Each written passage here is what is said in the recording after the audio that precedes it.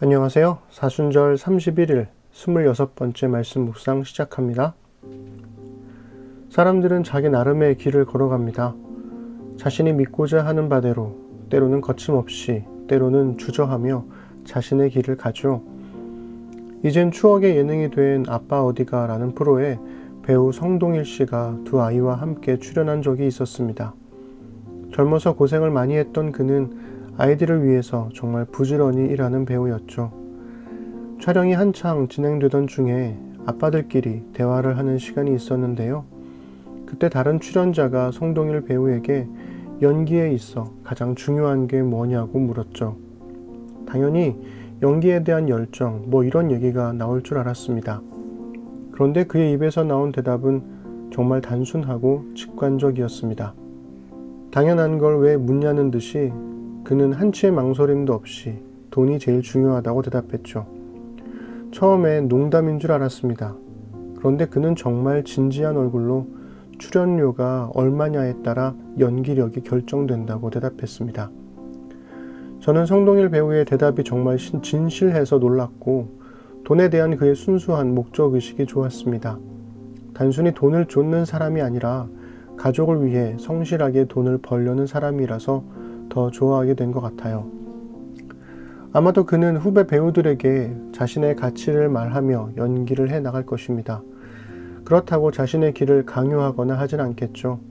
배우마다 나름의 철학을 가지고 연기를 할 테니까요.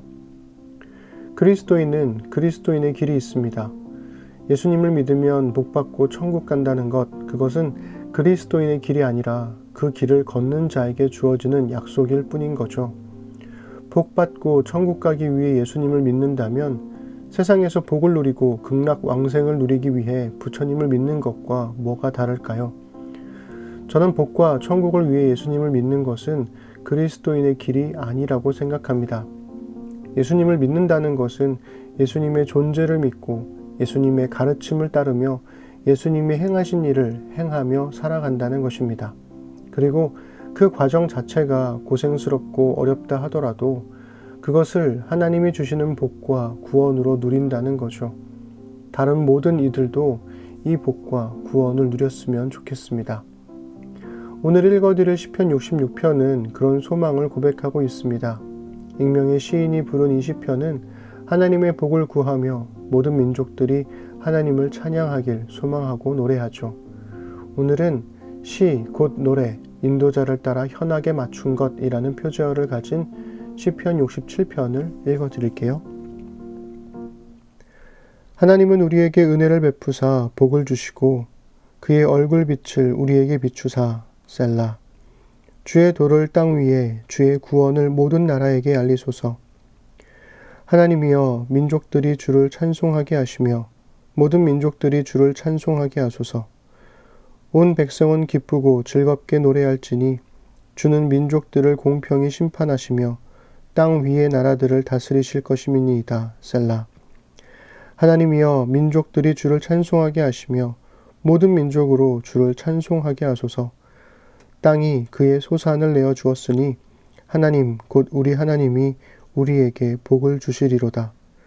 하나님이 우리에게 복을 주시리니 땅의 모든 끝이 하나님을 경외하리로다. 아멘. 1절은 읽는 사람들에겐 익숙할 겁니다. 가끔 공동축도를 할 때 사용하는 민수기 6장 24절부터 26절에 있는 모세의 축복.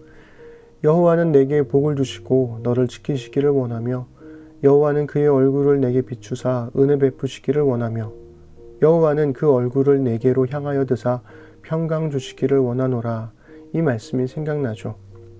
아마도 시인은 모세의 축복을 축약해서 예배 때 사용했을 겁니다.